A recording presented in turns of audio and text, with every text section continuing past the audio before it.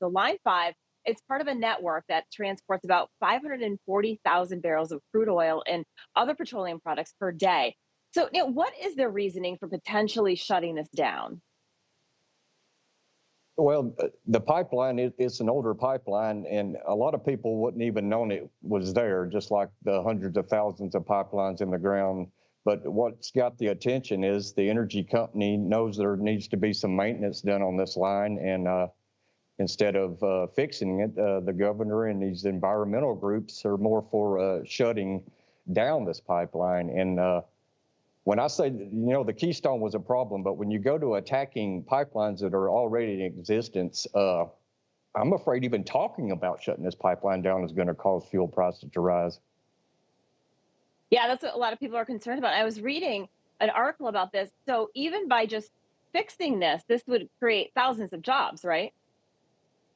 Yes, drilling underneath the lake would probably be a 2-year project. It would provide, thousands of jobs for union members in Michigan and all across the country. But the administration doesn't seem to be focused on that right now. They seem to be focused on absolute zero when it comes to their approval ratings.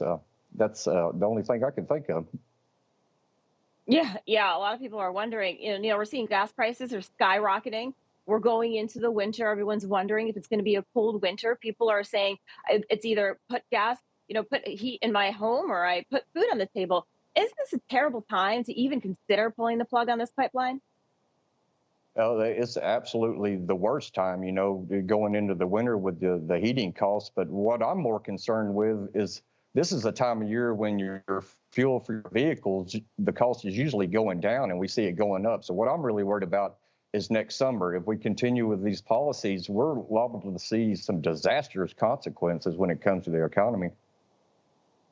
Yeah, a lot of people are concerned too. Remember what happened in Texas in February? Do you think we could have a repeat if the administration does go along with this of what happened in Texas? Well, you can't just go from fossil fuels to green energy. It's not a switch you can flip. If it was, I might not have an argument. But when you take a pipeline like this Line 5 and take it out of service and have no means of replacing that amount of energy, yes, you're looking at situations where people will be hurting for fuel. Yeah, I think the Biden administration, people are questioning because they said, well, we're not going to do it or we're going to do it. A lot of mixed messaging. I want to have you listen to what the White House Deputy Press Secretary said yesterday about studying the impact of shutting down the pipeline. Take a listen. The administration studying the impact of shutting down the Line 5. Yes, we are. We are. So then what's inaccurate? Well, I thought you were saying that we were going to shut it down, but that is not inaccurate.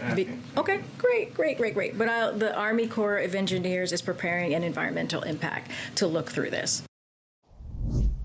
All right, a lot of confusion there. She says it's not inaccurate. What do you make of this? I don't know what to make of what they're thinking about up there in Washington anymore. When you hear the president and his energy secretary saying there's nothing they can do about these higher fuel prices, that aggravates me. But in some ways, I believe them. I think they're incapable. I think they're incompetent. But there are things that need to be done. There's things that can be done.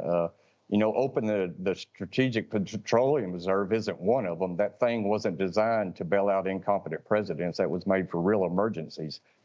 But we can get this country back on track by getting people like myself back to work and building these pipelines because green energy just isn't ready and it's not capable of producing the amount of energy that this country needs. Yeah, we didn't have this problem before January. And, we want to rely on our own country to produce oil and gas. Do you think the administration, they're just unable to grasp the importance of reliable, affordable energy, what people are talking about, what's affecting Americans? I don't know if they don't grasp it or it's almost like it's intentional. If we drive up the prices of fossil fuels, it makes it easier for green projects to compete. But the only problem is it hurts the everyday Americans. The middle class, the poor are the ones that are affected by this. The rich folks, they're not going to feel the effects of the higher energy prices, and they're the ones that are usually pushing the green energy.